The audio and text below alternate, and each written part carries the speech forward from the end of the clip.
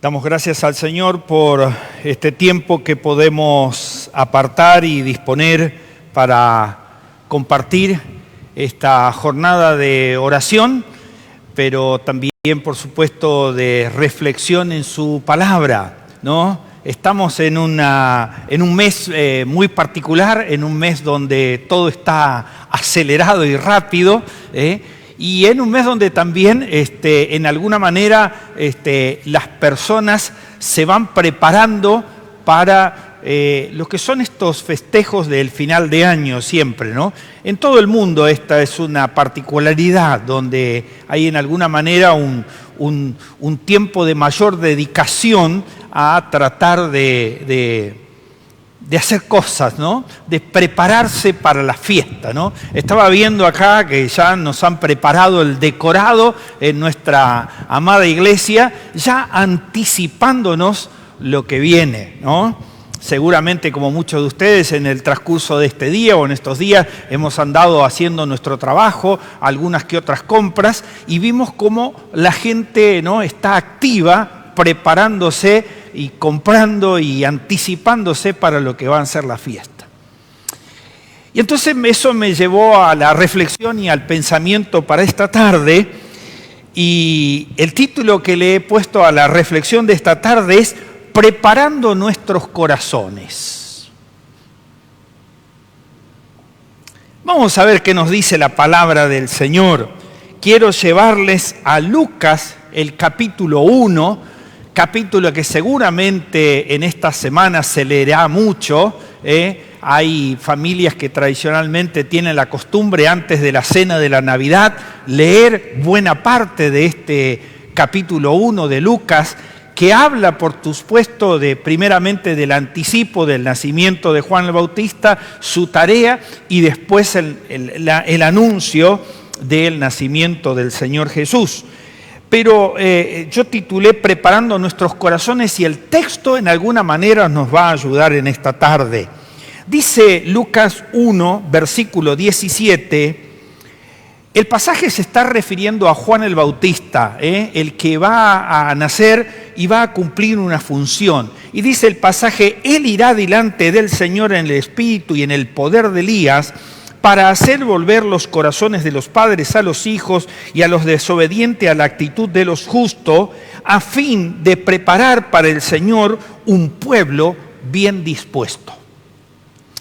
Voy a leerles de la Nueva Biblia Vida, que es una versión muy moderna de estos últimos tiempos, que le ayudará a clarificar y a entender un poco más el texto. Y lo dice de esta manera: y también irá primero delante del Señor con el mismo espíritu y el poder que tuvo el profeta Elías. Él reconciliará a los padres con los hijos y hará que los desobedientes aprendan de la sabiduría de los justos. Y concluye el pasaje de esta manera: de esta manera preparará al pueblo para recibir al Señor. El Señor bendiga su palabra en esta tarde. Y preparando nuestros corazones tiene que ver justamente con este anuncio que tendrá como responsable a Juan para anunciar justamente el que vendrá, ¿no? Aquel que él después dirá, viene alguien después de mí, dice, del cual yo ni siquiera soy digno de desatar los cordones de sus sandalias, ¿no? O sea, Juan es el que va a anunciar, Juan es el que nos va a invitar a preparar nuestros corazones para ese momento tan especial. Por supuesto, como les decía, este es un mes que, especialmente en los círculos cristianos, se celebra, por supuesto, la Navidad. Hay una palabra que tal vez usted ha escuchado algunas veces y que se le ha dado como propietaria a algunos círculos cristianos. La palabra es Adviento. ¿Ha escuchado alguna vez la palabra? Sí, muchos me dicen con la cabeza que sí. Y esa palabra tiene un sentido que es justamente el de preparar los corazones para recibir a Jesús. Hubo en tiempos pasados un poco de confusión respecto a esto, con cuanto a que como que Jesús volvía a nacer cada Navidad. Y esa no es la enseñanza, ¿no? Así que la idea es que Jesús no es que vuelva a nacer, sino que aquellos que no le conozcan tengan esa oportunidad de preparar, de abrir sus corazones para recibirles en esta Navidad.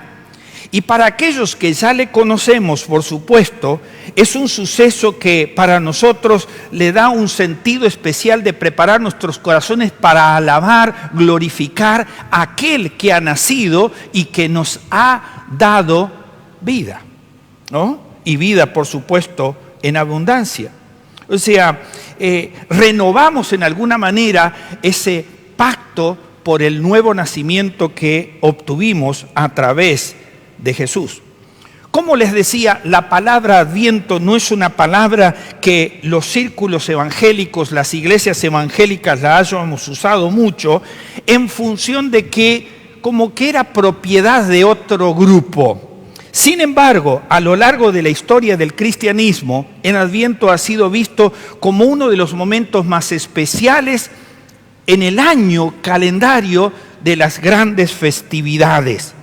La palabra Adviento viene de una palabra en latín compuesta que significa venida del Redentor. Justamente eso es lo que anunciamos y para eso preparamos nuestros corazones. Eso es exactamente lo que buscamos celebrar y recordar en este tiempo, ¿no? Debiera ser visto por los creyentes como algo muy especial para nosotros en cuanto a que se produjo allí el misterio, en alguna manera, que la Biblia revela de la encarnación de Jesús. Tema que desarrollaré un poco más en profundidad el domingo, ¿no? Lo que significa la gloria de la encarnación.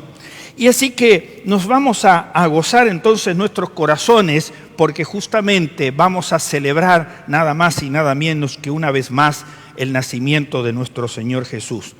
Lamentablemente, como les decía en el comienzo, tiempo para la comida, para la compra, para los regalos, para los adornos, y se ha alejado en alguna manera de lo que es el verdadero sentido de esa festividad, que es justamente recordar que conforme hizo hombre para redimirnos y para darnos vida eterna junto con Él, y eso realmente es lo importante y lo central para nosotros. Por eso cuando hablaba de preparar nuestros corazones, justamente el texto dice que Juan iba a dedicarse a reunir y juntar al pueblo de Israel para que recibieran la llegada del Mesías. O sea, la Escritura nos muestra que es el regalo más grande que Dios nos ha dado y que realmente es el centro de nuestra convicción, de nuestra creencia, porque nos ha liberado quizás de lo que nada ni nadie podía liberarnos, que tiene que ver con el pecado, y que realmente ese niño que venía a nacer nacía con ese propósito que anuncia la Escritura. Por eso es importante que podamos reflexionar y, como les decía, preparar nuestros corazones para recibir una vez más ese anuncio tan maravilloso del nacimiento de Jesús. Este es aquel que llena de amor nuestras vidas, es aquel que nos consuela, es aquel que nos trae paz, porque ese es el anuncio que dice especialmente el Antiguo Testamento con respecto a el Hijo de Dios y su función. Un amor que también debería llevarnos a todos en ese día tan especial a darle gloria, honra y glorificación a Él. O sea, preparar nuestros corazones así como preparamos tantas cosas para un festejo, pero en este caso para festejar nada más y nada menos que el nacimiento de nuestro Señor. no es que Él vuelva a nacer una y otra vez cada año, sino es un recordatorio de aquello que es una de las gestas más importantes que le sucede a la humanidad en ese momento. Nosotros tenemos el privilegio de mirar la historia desde 2000 años para el otro lado, aquellos que no pudieron ver los antiguos, o sea, los antiguos testamentarios, de los cuales haré referencia en unos momentos. Así que este es un tiempo para buscar, para conocer más profundamente a Jesús a la luz de esa encarnación, como les decía. O sea, mientras también nosotros nos identificamos con aquellas personas en el Antiguo Testamento que esperaban la llegada del Mesías. Ellos preparaban sus corazones para algo que iba a venir. Nosotros preparamos nuestros corazones para festejar a aquel que ya vino y que está presente en este mundo. Nosotros celebramos algo 2000 años más adelante, la Navidad, como el nacimiento de Cristo, que le da sentido a esa celebración. Es central. Sin embargo, no somos llamados a mirar únicamente al pasado, sino también al futuro. ¿Y en referencia a qué? O sea, el nacimiento de Jesús trajo como consecuencia entonces la libertad de nuestros pecados y de toda la humanidad. Él vino con un propósito de salvar a su pueblo del pecado, dice. O sea, Él vino a nacer para cumplir con los propósitos y el plan de Dios, para después morir, pero finalmente la etapa futura es que Él vendrá otra vez. O sea, hay como un segundo, si quiere llamarlo de esta manera, un segundo adviento, o sea, una segunda venida, que es justamente aquella venida triunfal después que todo haya acontecido. Los antiguos esperaban al Mesías y a veces con un tono de alguna confusión, como revela las Escrituras. Sin embargo, nosotros ya esperamos y celebramos a aquel que ya está, que ya ha nacido y que también vendrá por segunda vez. O sea, durante mucho tiempo los antiguos esperaban con ansia la llegada del Mesías. Pensemos acá, centrándonos en Lucas otra vez, en Ana y Simeón, que cuando llegan José y María a presentar a Jesús, ellos son los receptores. Ellos son aquellos que se sienten impactados por lo que ya había sucedido. Pero el Antiguo Testamento relata de muchas maneras todo este acontecimiento que iba a suceder. O sea, el Antiguo Testamento estaba preparando los corazones para la llegada del Mesías. Juan es el anunciador que dice que prepara una vez más al pueblo para esa recepción. Mire lo que dice el Antiguo Testamento en distintos pasajes. Por ejemplo, acerca del nacimiento del niño. Por supuesto que nosotros nos recordamos en ese momento Isaías capítulo 9, claro, ¿no? Que nos nacerá un niño. Que dice también Isaías 7 que nacerá de una virgen, ¿no? Allí en 7:14, que será de la tribu de Judá, dice allí Génesis 49:8, que nacería en la ciudad de Belén, dice Miqueas capítulo 5, ¿no? Que su linaje estaba determinado ya antiguamente, y eso lo veremos en unos segundos, en Génesis capítulo 21 o en Isaías 9:7, ¿no? Que uno de los reyes traerían regalos a ese niño en el nacimiento, y eso lo revela el Salmo 72. Y así podríamos ver tantos otros pasajes del Antiguo Testamento que, como digo yo usando esta frase, prefiguran a la venida del Mesías, a la venida del Señor Jesucristo. Pero permítame por unos momentos contextualizar el Antiguo Testamento con el Nuevo Testamento.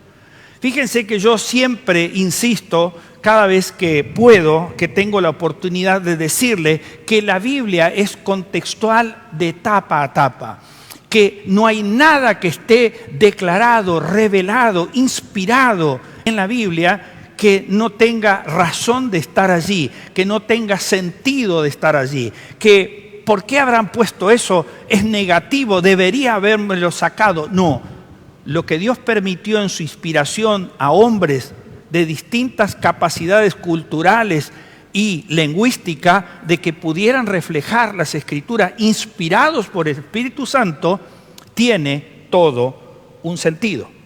Por eso voy a llevarle a un pasaje del Antiguo Testamento del comienzo, que tal vez pueda ser sorpresa o no. El pasaje del cual voy a ir va a ser al capítulo 3 del Génesis. ¿Qué es lo que tenemos en el capítulo 3 del Génesis? Comienza con la desobediencia y la caída del hombre. O sea, es aquel momento cuando la serpiente engaña a Eva y la lleva justamente a cometer ese pecado allí en el huerto del Edén. Todo ese acontecimiento de que la serpiente le hace todo el cuento de que si come del árbol no va a morir, porque ese es lo que Dios quiere, es que no sepan las cosas. Bueno, la cuestión es que cuando todo eso termina, a partir del versículo 8 del capítulo 3, viene la sentencia por el pecado y la promesa de la redención. El Señor le pregunta a la mujer, ¿qué es esto que has hecho? A lo que ella responde, la serpiente me engañó y yo comí. Y una vez que esa expresión se da, en el versículo 14 comienza la sentencia del Señor. Primeramente lo hace con la serpiente, diciéndole todo lo que va a pasar, no con ella, ¿no? De que vivirá arrastrada, será de los animales más malditos de la tierra, que dice, y andarás arrastrándote y comerás del polvo. Y ese no es lo importante. La importancia o el importante o el versículo central es el versículo 15. Y fíjese lo que dice el versículo 15. Y pondré enemistad entre ti y la mujer, entre tu simiente y su simiente, y él te herirá en la cabeza y tú le herirás en el calcañar. Una versión más moderna dice, pondré enemistad entre tú y la mujer, entre tu simiente y su simiente, él te herirá en la cabeza y tú le herirás en el talón. A excepción del pasaje de Juan 3:16 y son los dos pasajes centrales que reflejan el plan de Dios redentor. Desde el comienzo del libro del Génesis, este es el pasaje donde indica justamente que Dios finalmente va a ser el vencedor. O sea, en definitiva, es un pasaje crucial para todos los cristianos a lo largo de la historia, para todos aquellos que estaban esperando la salvación. O sea, merced del pecado cometido por Eva y Adán, el castigo tenía que haber sido la muerte. Pero Dios prepara ese plan. Y el plan es un plan redentor. O sea, toda la Escritura está centrada y concentrada en alguna manera en este versículo y en los versículos del Nuevo Testamento que reflejan cómo Dios iba a traer salvación a toda la humanidad. O sea, a lo largo de la historia cristiana, este versículo, por supuesto, ha sido controversial. En los primeros tiempos hubo mucha confusión. En primer lugar, el pensamiento era de que la salvación iba a venir a través de uno de los hijos de Eva y Adán. Ese fue el primer pensamiento. Y hubo otros pensamientos más confusos que no es necesario que los destaque en esta tarde, pero que tienen que ver con lo que en el principio, sin poder ver trazar la línea como la vemos nosotros hoy, 2000 años después, podemos comprender lo que era. O sea, la palabra que encontramos en Génesis son promesas que nos hizo el Creador al comienzo de la historia. O sea, muchos siglos después, los judíos escucharon a Jesús anunciar lo siguiente en Juan capítulo 12, versículo 31, como cumplimiento de esa promesa tan lejana. Jesús dice, ya está aquí, el juicio el juicio de este mundo. Ahora el príncipe de este mundo, refiriéndose por supuesto a Satanás, usted entiende eso, dice, será echado fuera. 4 cosas, permítanme ayudar para clarificar este texto que pudiera ser un tanto difícil de comprensión.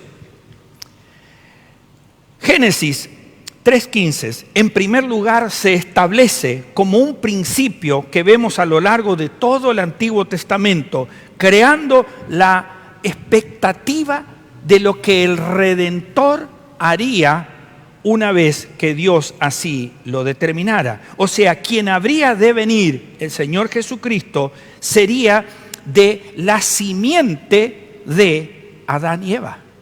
Por eso es que dice que ven de entre tu simiente y su simiente. O sea, tiene que ver con eso. En segundo lugar, se establecen los parámetros por los cuales Dios había de redimir a su pueblo del pecado. Por esta razón, Génesis 3:15 se le ha llamado el preevangelio. O sea, ¿qué significa esto? O sea, ¿qué es el evangelio? Las buenas noticias de salvación provista por el Mesías, Jesús, el Salvador. Este es el preanuncio de que realmente alcanzaremos, en el momento en que Dios tenga dentro de sus planes, esa salvación. Por eso es que se lo conoce de esa manera, porque es la primera señal del plan redentor de Dios después de la caída en el jardín del Edén. En tercer lugar, este versículo establece una explicación de alguna manera del caos que el mundo ha vivido y vive a lo largo de la historia. ¿Por qué? ¿Qué representa la serpiente? La serpiente representa a Satanás. Y Satanás es aquel príncipe del mundo que realmente viene para destruir, para matar, para producir el caos, para desviar el verdadero sentido de esta celebración que es la Navidad. O sea, hoy aún hasta muchos cristianos están más ocupados y preocupados por qué vamos a comer o qué vamos a hacer, que realmente centrarse y concentrarse en pensar de que la celebración central es Jesús. Es la venida del Redentor, del Salvador. O sea, Satanás estuvo y está en acción, ¿no? Y es quien realmente se hace mención aquí, aunque no con nombre, a través de la serpiente como aquello que produce el caos y el mal en el mundo. Y en cuarto lugar, y esto es lo más importante, porque todo lo anterior pudiera en alguna manera uno decir, bueno, está bien, pero ¿qué más? ¿Cuál es el propósito final de Dios? Y lo más importante es el fundamento de la victoria del reino de Dios sobre el reino de las tinieblas, que se establece desde aquí, desde el principio, y que la Biblia lo relata a lo largo de la historia. O sea, cuando preparamos nuestros corazones para recibir nuevamente el anuncio más maravilloso de que Jesús ya ha nacido, estamos hablando también de la victoria de Jesús sobre el reino de las tinieblas. O sea, Jesús lo mencionó de esta manera allí en Cesarea de Filipos, cuando le anuncia a la iglesia que las puertas del Hades no prevalecerán contra ella, ¿no? Más adelante le dirá a sus discípulos, allí en Mateo 16, 18, yo también te digo que tú eres Pedro y sobre esta roca edificaré mi iglesia y las puertas del Hades no prevalecerán contra ella. Finalmente, la Escritura revela que Cristo prevaleció sobre Satanás en el desierto. Recuerda cuando Jesús tiene el retiro de los 40 días y 40 noches que va al desierto y vienen las tentaciones, ¿no? Que convierta las piedras en pan, que se suba al pináculo del templo y se tire abajo para que los ángeles lo sostengan. Y así, ¿no? Y la respuesta del Señor es, escrito está, esto es lo que no va a hacer. O sea, en ningún momento Jesús cedió a la tentación de Satanás. Jesús venció a Satanás allí, en ese momento, porque ese era el plan que Dios. O sea, allí Jesús obedeció al Padre y venció la tentación y comenzó de esta manera a romper el reino de las tinieblas. Todos aquellos que tenemos a Jesús en nuestro corazón tenemos luz. Y la luz rompe las tinieblas. Somos atacados permanentemente, pero somos vencedores en Cristo Jesús. En esta victoria y en este futuro, lo que estamos esperando todos los hijos de Dios en el tiempo en que Dios así lo determine, es su segunda venida. Jesucristo nació, vivió sin pecado, pero fue crucificado. Y su muerte, en principio, parecía que fue una victoria de las tinieblas. Pero no, bajo ningún concepto, porque ese era el plan eterno de Dios. Si Jesús no moría en la cruz, derramando su sangre y su cuerpo fuera partido como celebramos el domingo pasado, nosotros no tendríamos salvación.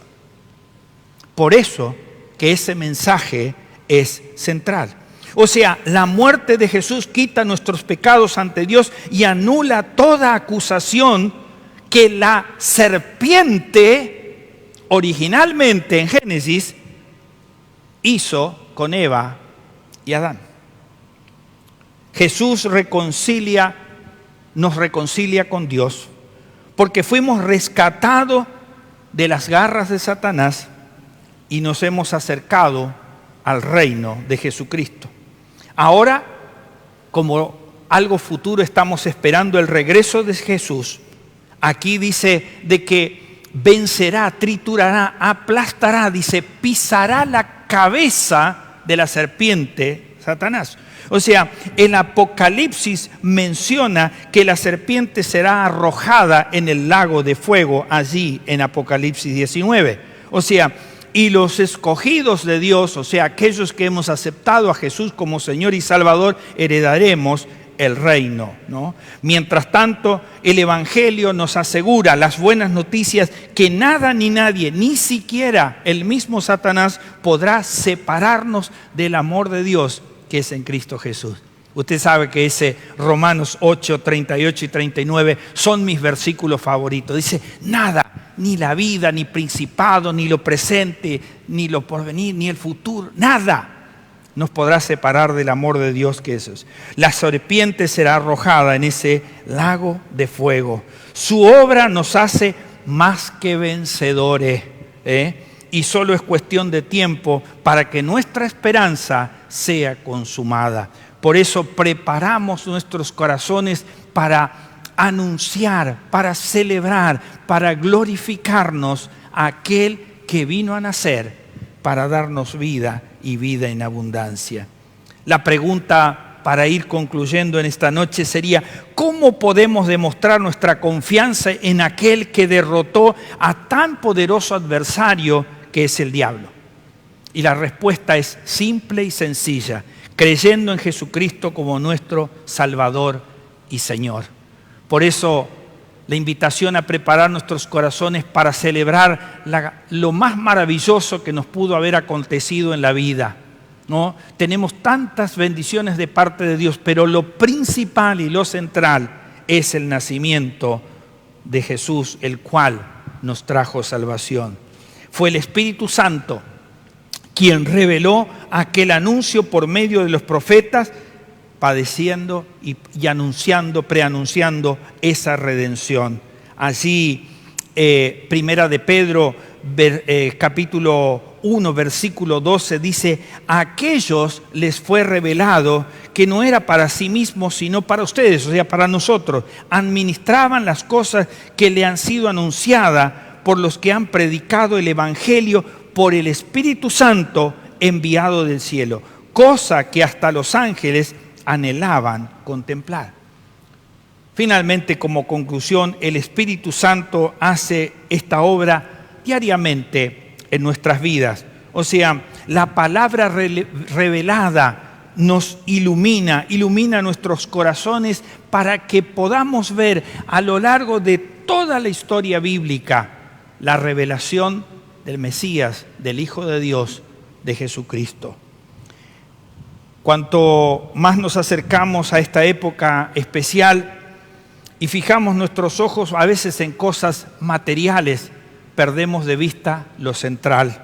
O sea, nuestros ojos deben estar centrados en Cristo, como dice aquella bella canción. El motivo central de la Navidad es para que realmente festejemos a aquel que ha nacido y que nos da vida y vida eterna. El Espíritu prepara nuestros corazones de tal manera que lava nuestras mentes por medio de la palabra del Señor e ilumina nuestro entendimiento para que nosotros podamos comprender cabalmente de que realmente la esperanza que tenemos en Cristo es esperanza con futuro. Concluyo de esta manera: el mismo Espíritu que anunciaba a Cristo por los profetas y que reveló a Cristo en las Escrituras debería iluminar nuestros corazones al punto tal que Cristo realmente pueda brillar en esta Navidad como el centro de nuestras vidas. Que estemos preparados y que estén preparados nuestros corazones para celebrar la venida más maravillosa del Hijo de Dios Jesucristo. Eso nos anticipa y nos prepara también para esa segunda venida que en los planes perfectos de Dios un día también se dará. Anhelo que en la celebración de este 24 y de este 25 nuestra mente, nuestro corazón pueda estar centrado nada más y nada menos que en recordar al Hijo de Dios que ha nacido para traernos salvación. Que Dios bendiga su palabra en esta noche y nos ayude en esta comprensión total de lo que la palabra de Dios nos quiere enseñar. Padre Celestial, gracias por esta hora. Gracias, Señor, por el privilegio que tú nos das de estar en tu casa, de poder cantar, alabar, bendecir, de poder orar y también, Señor, de poder reflexionar en tu palabra. Te damos gracias, Señor, porque tu palabra es viva y eficaz y nos revela a lo largo de toda la historia de las Escrituras realmente lo que el Hijo de Dios en esta Navidad. Que nuestros corazones